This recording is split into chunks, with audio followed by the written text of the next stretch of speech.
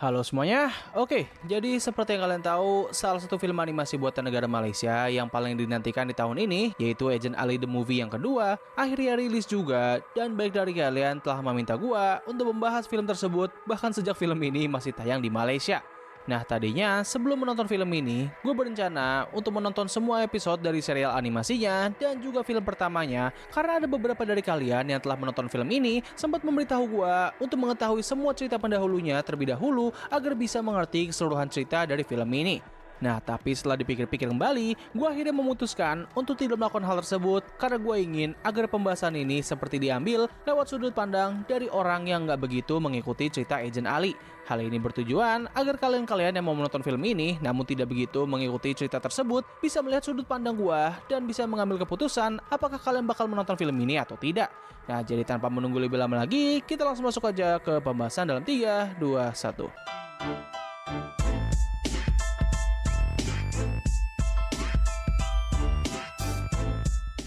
Oke, pertama-tama kita mulai dulu dengan topik utama dari film ini. Apakah film ini memiliki koneksi yang kuat dengan cerita pendahulunya, dan apakah orang-orang yang tidak mengikuti cerita Agent Ali dapat tetap menikmati film ini? Untuk jawaban dari pertanyaan pertama, yes, film ini memiliki koneksi yang kuat dengan cerita pendahulunya. Kalau harus digambarkan, film ini sudah seperti film-film buatan MCU, di mana setiap film baru mereka pasti memiliki koneksi dengan film pendahulunya, namun dengan taraf yang berbeda-beda. Ada yang sangat kuat hingga harus mengetahui cerita sebelumnya terlebih dahulu, tapi ada juga yang bisa kalian nikmati tanpa melakukan hal itu. Nah, untuk kasus Agent Ali yang kedua, film ini sebenarnya masih bisa dinikmati tanpa menonton cerita pendahulunya, walaupun pastinya kalian bakal sangat kebingungan dengan semuanya ketika baru memasuki film ini. Beberapa hal yang tidak begitu dijelaskan di film ini adalah mengenai konsep dari Iris dan juga background dari sosok antagonis utama dari film ini. Sedikit klarifikasi, gue pribadi sebenarnya telah menonton season pertama dari serial Agent Ali dan hal ini pun membuat gue nggak begitu masalah dengan tidak adanya penjelasan mengenai konsep Iris. Nah, tapi hal ini pun membuat gue sempat kebingungan dengan konsep mengenai teknologi Satria, background villain utama, dan juga hubungan beberapa karakter yang dulunya gue ketahui kalau mereka ini saling bermusuhan, tapi ternyata di film ini mereka sudah menjadi seorang rekan. Nah, buat kalian yang nggak begitu mengikuti cerita dari animasi ini, kalian sebenarnya masih bisa mengerti mengenai hal-hal yang baru saja gue jelaskan barusan, karena film ini sendiri masih memberikan sedikit petunjuk dan juga gambaran kecil mengenai hal-hal tersebut untuk membuat kalian bisa menerka-nerka apa arti dari semuanya tanpa menjadi kebingungan tanpa arah. So ya, untuk kesimpulan dari bagian ini adalah kalian masih bisa menikmati film Agent Ali yang kedua tanpa mengikuti cerita pendahulunya, walaupun gue sangat menganjurkan kalian untuk tetap melakukan hal tersebut agar bisa mendapatkan pengalaman menonton yang lebih nyaman. Nah, setelah mengetahui informasi barusan, sekarang kita masuk ke pembahasan berikutnya, yaitu pendapat gue soal film ini. Sebelum masuk, gue pengen memberitahu kalian bahwa pembahasan berikutnya ini bakal mengandung sedikit spoiler, jadi buat kalian yang belum nonton film ini, mohon pengertiannya, tapi kalau kalian sudah siap, mari kita langsung masuk aja ke pembahasan berikutnya. Nah, kalau dari segi ceritanya sendiri, menurut gue film ini memiliki jalan cerita yang sangat bagus. Cerita dari film ini awalnya terasa agak membingungkan dikarenakan minimnya eksposisi dan juga fokus dari film ini. Gua awalnya agak bingungan dengan film ini karena mereka menghadirkan banyak sekali karakter yang membuat gua menjadi agak overwhelmed dan sekaligus kesulitan dalam memperkirakan arah jalan cerita dari film ini.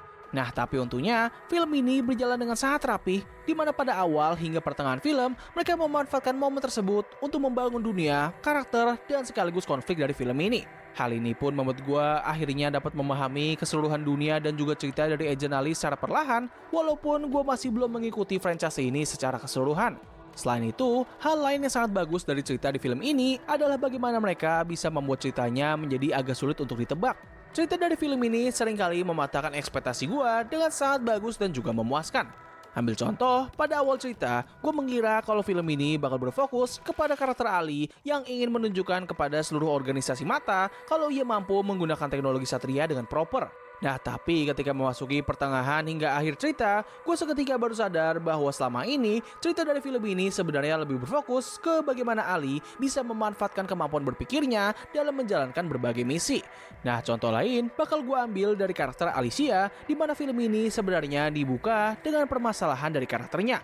Hal ini pun membuat gue sempat berpikir kalau karakternya ini sepertinya bakal mendapatkan pendalaman yang sangat bagus, ataupun bisa saja film ini sebenarnya akan lebih berfokus kepada karakternya karakternya ketimbang karakter Ali.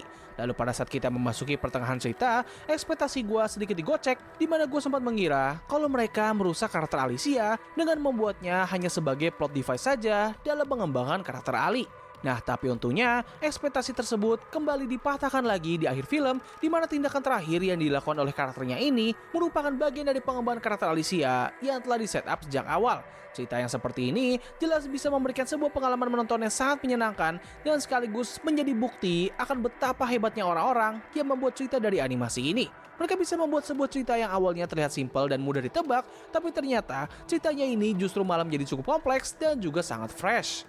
Selain dari jalan cerita, hal lain yang sangat bagus dari film ini adalah bagaimana mereka mengembangkan karakter-karakter yang ada di dalamnya. Jujur aja, sebelum gue menonton film ini, gue awalnya sempat agak khawatir kalau film ini bakal menjadi alisentris. Maksud di sini adalah film ini hanya akan berfokus dalam mendalami karakter utamanya saja, sedangkan untuk karakter-karakter yang lainnya, mereka hanya akan menjadi batu loncatan saja dalam mengembangkan karakter Ali, ataupun yang terburuknya adalah mereka hanya akan menjadi figuran yang tidak memberikan kontribusi yang berarti. Nah, untungnya itu semua tidak terjadi di film ini. Semua karakter di film ini memiliki porsi yang sangat pas, di mana ini membuat keseluruhan cerita dan juga karakter di film ini menjadi terasa sangat hidup dan juga berwarna. Salah satu pengembangan yang paling gue suka di film ini adalah dari hubungan antara karakter Ali dan juga Alicia. Momen ketika Alicia memberikan pelajaran kepada Ali itu merupakan salah satu momen terbaik di film ini. Momen itu digambarkan seperti sebuah montage training pada umumnya, namun hal yang sedikit berbeda adalah mereka menambahkan dialog dan juga sedikit penjelasan mengenai setiap latihan yang dijalankan oleh Ali. Hal ini seolah-olah membuat latihan yang dijalani oleh Ali ini terasa sangat meyakinkan dan gak terkesan hanya latihan-latihan random yang gak begitu berarti. Selain itu, momen ketika Ali mengajak Alicia untuk kerja kelompok itu juga merupakan salah satu momen yang sangat bagus dan gue sangat suka. Walaupun momen tersebut terasa agak lama dan memakan banyak waktu, tapi setidaknya momen ini seperti memberikan pendalaman yang lebih dalam lagi terhadap hubungan Alicia dan juga Ali. Meskipun gue gak begitu mengikuti cerita Agent Ali, tapi gue cukup tahu bahwa kedua karakter ini awalnya memang saling berlawanan antara satu sama lain. Gue gak tahu persis apakah di cerita-cerita sebelumnya mereka berdua telah mendapatkan pendalaman karakter yang seperti ini, tapi buat gue, momen pembangunan mereka di film ini digambarkan dengan sangat wholesome, yang mana ini membuat adegan akhir di film ini menjadi terasa sangat emosional dan juga cukup tragis. Nah, kalau dari segi animasi, kayaknya ini udah gak perlu dipertanyakan lagi lah ya. Animasi di film ini tuh bener-bener cakep banget, yang mana ini mampu menghasilkan berbagai adegan action yang sangat epic dan juga intens. Salah satu adegan action yang paling gue suka di film ini adalah ketika mereka menunjukkan adegan hand-to-hand combat. Sumpah, itu pergerakan animasi itu fluid banget cuy. Nah, walaupun kita tahu bahwa pergerakan animasi di film ini sangatlah bagus, namun aspek yang mungkin jarang diperhatikan oleh orang-orang, yang mana ini sebenarnya merupakan kelebihan dari film ini, adalah dari detail karakter dan juga facial expression. Desain karakter di film ini digambarkan dengan cukup detail dan juga rapi, serta ekspresi wajah mereka terlihat sangat hidup dan meyakinkan, yang mana ini mampu meningkatkan berbagai momen untuk menjadi semakin intens dan juga emosional. Nah, meskipun begitu, gue sebenarnya memiliki satu isu kecil di bagian ini. Isu tersebut berasal dari desain dan juga penganimasian dari armor atau teknologi Satria. Menurut gue pribadi, desain Satria ketika dipakai oleh Ali itu terlihat agak goofy dan sudah seperti seorang anak kecil yang sedang memakai kostum robot-robotan. Selain itu, setiap kali Ali menggunakan teknologi tersebut dan adegannya menampilkannya dari sudut pandang yang agak jauh, gue melihat kalau desainnya ini terasa agak kurang begitu menyatu dengan lingkungan dari adegan tersebut. Nah, untungnya mereka tidak menjadikan ini sebagai inti utama dari film ini, karena kalau adegan ini film lebih berfokus kepada Ali yang harus bisa menguasai teknologi tersebut, gue mungkin bakal merasa sangat tidak nyaman sih, karena harus melihat adegan itu dalam waktu yang sangat lama. Nah, tapi ketika karakter lain menggunakan teknologi tersebut, bro, itu desain bener-bener badass banget cuy. Entah apa cuma gue doang, tapi gue merasa kalau mereka ini sepertinya sengaja untuk membuat desain Satria yang dikenakan oleh Ali itu terlihat kurang begitu cocok, karena ya Satria di film ini memang sepertinya dibuat khusus untuk dikenakan oleh karakter yang lain. Secara keseluruhan, Agent Ali yang kedua merupakan film animasi yang sangat-sangat bagus. Hampir semua keseluruhan aspek dari film ini sangatlah solid, walaupun gue memiliki beberapa isu di dalamnya yang bersifat subjektif. Gue merasa kalau film ini bakal bisa menjadi lebih bagus lagi kalau andaikan mereka bisa membuat film ini sebagai film yang mandiri dan gak begitu terikat dengan cerita sebelumnya.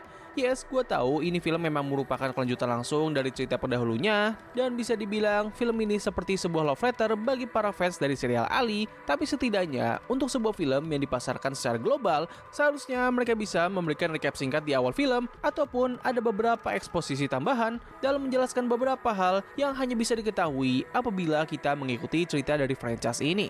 Tapi ya, itu semua hanya pendapat gue pribadi saja yang merupakan orang yang tidak begitu mengikuti cerita dari animasi ini.